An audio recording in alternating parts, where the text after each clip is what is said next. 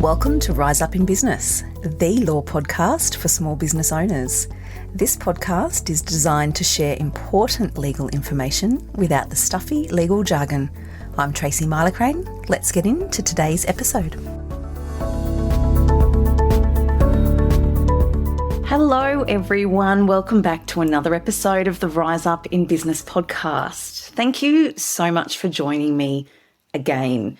I want to just pause here before I dive in and just take a moment to share with you my gratitude for every single one of you that dives in and listens to this podcast week after week, because I am receiving fabulous feedback from listeners of the podcast, but I'm also receiving more and more new clients reaching out to me who have been long-time listeners of the podcast, and they're ready to reach out and work together, and they ask me to give them some advice or some guidance, or they'd like a strategy session, or can we work together to develop their documents?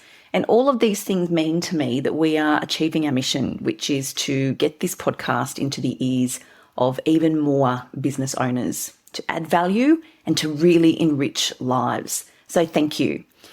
Can I ask, if you are a long-time listener, or if you've only listened to a few episodes, but if you like the podcast, if you love the podcast, if you get value out of the podcast, could I please ask that you take a moment to leave a review on Apple Podcasts, because that is what helps us get the podcast into even more ears of business owners. So thank you. Diving in to today's episode. So if you are a long-time listener, you will have heard me say a lot, prevention's better than cure in business, and I talk so much about the value of your business legals and your terms and conditions, your business terms and conditions, your client service agreement, and I've spent so much time talking about why these are important and why you should have them. I think they're fabulous. You know that. I love solid, tailored legal documents. I think that they can make or break a business's success. They can set you apart from your competitors. In last week's episode on the podcast, I talked about how stellar legal documents can help you convert prospects to clients. So from the heart, I think that they can do so much and they can bring so much value to your business. What I'm going to talk about today, though, is the flip side. And I'm going to share with you 3 things that can happen when you don't have your terms and conditions in place. The 3 most common things that I see so often when business owners don't have them. So this is just to flip the script a little bit and give you some perspective from the other side. So it's all well and good for me to share with you from my own experience as a lawyer and as a business owner and as someone who acts for so many business owners. So I could tell you all day long all the fabulous things about them, why you need them, and I can go into that and I can talk for hours and hours and hours. But I'm going to talk to you about what happens if you don't have them. And when I'm talking about terms and conditions in this episode, I'm talking about your client service terms if you're a service-based business. I'm talking about your proper click-wrap terms on the website if you're selling things on your website. I'm talking about your purchase terms if you're a product-based business. So the terms and conditions apply to whatever it is you're doing in your business. So, number 1, if you don't have your terms and conditions in place, the first and most risky thing that can happen is that you may not be able to establish a legally binding contract. You may not be able to establish that there were legal obligations flowing both ways. You simply may not have an agreement that sticks. So what do I mean by this? As a small business owner selling products or services, you have obligations under the Australian consumer law to tell your clients certain things about your terms before they decide to engage with you. Now, if you do that, whatever it is you've outlined in your terms, provided they comply with the consumer law and they're fair, will be binding. So let's take an interior designer, for example. If you're an interior designer and you want to work with a client and you give them your proposal, you need to outline for them what your terms are. Up front, right there and then. What are you delivering? What do you expect to be paid? How are your fees calculated? What's your cancellation policy? What's your policy in relation to custom purchases, if you do them? What's your rescheduling policy? What is excluded? Are you going to hang artwork? Are you going to hang mirrors? Are you going to clear rubbish? Are you going to clean? Those types of things need to be set out in your terms.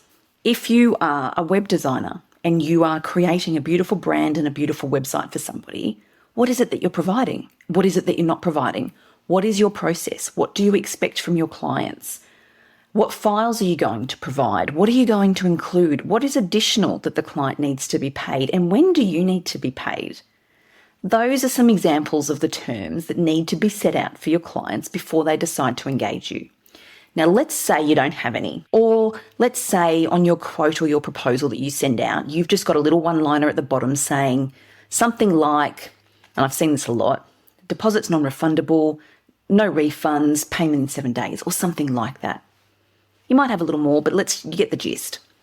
And you get partway through your project and your client says to you, oh, but I thought you were going to do this, or I thought I'd be getting this, or I thought that was included, or I thought you'd be finished by now, or I thought this would be ready for my launch date of that. You see where I'm going? Because you don't have proper terms in place, you're struggling now to establish a framework of what your obligations are to your client. You're struggling to establish the framework. You don't have a valid contract. At contract law, there's certain things that need to be in place for a contract to be valid. Yes, there can be oral contracts, but honestly, that's a rabbit hole we're not going to go down today. But you're struggling to establish the framework and what it is you were contracted to provide and what it is your client's obligations are to you. I bet you're starting to get a sense of how messy and tricky this can be to navigate. This leads into point number 2, which is the misaligned expectations with your clients. If you don't have proper terms, despite how good your proposal or your quote might be, but if you don't have proper terms in place that are tailored to suit your business and to suit how you operate, chances are that you're going to end up at some point with misaligned expectations with your client, along the lines of what I just explained. So what are they getting and when, and what's included and what's not? And when will you be providing them with drafts, or when will you be doing an installation? And what's the process if they change their mind? And how many rounds of revisions do they really get? And can they change the scope partway through, but they don't like it anymore?